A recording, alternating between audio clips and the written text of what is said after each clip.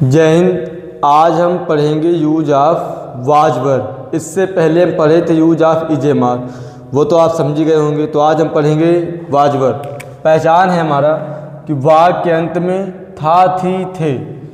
अगर था थी दिखाई पड़ता है तो हम या तो वाज लगाएंगे या तो वेयर। अब नियम समझो एक बार अच्छे से। एक वचन करता यानी ही, सी या किसी का अगर नाम आता है तो वाज का प्रयोग।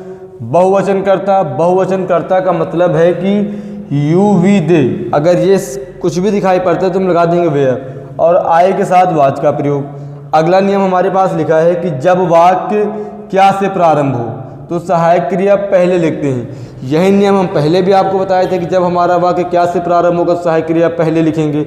वहीं आगे लिखा कि जब प्रश्नवाचक शब्द वाक्य के बीच में आए तो इनकी अंग्रेजी पहले लिखते हैं। ये भी नियम हम आपको पहले बता चुके हैं। तो बस उसमें क्या था कि उसमें इजे मार में से पहले कुछ लिखेंगे।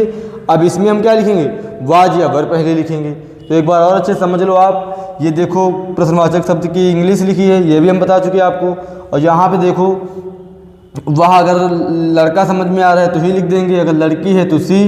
बाकी तो पता है, मैं की इंग्लिश आई, तुम की यू, हम की वी, वे की दे।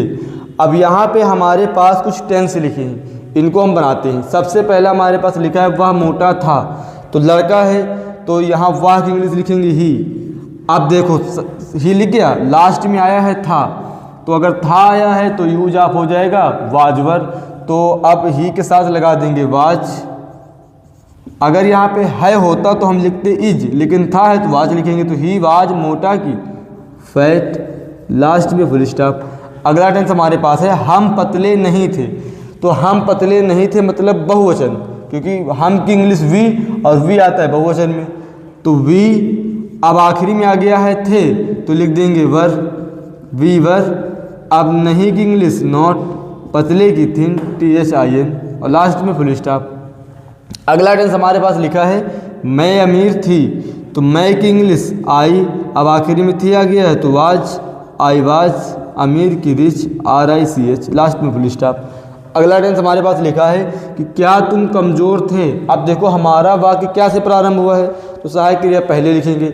अब यहाँ पहले का मतलब या तो वाज या तो वेयर। अब तुम की इंग्लिश होती है यू, और यू आता है बहुवचन में, तो क्या लिखेंगे पहले वेयर। तो यहाँ पे लिख देंगे हम वेयर। तुम की इंग्लिश यू, वर यू।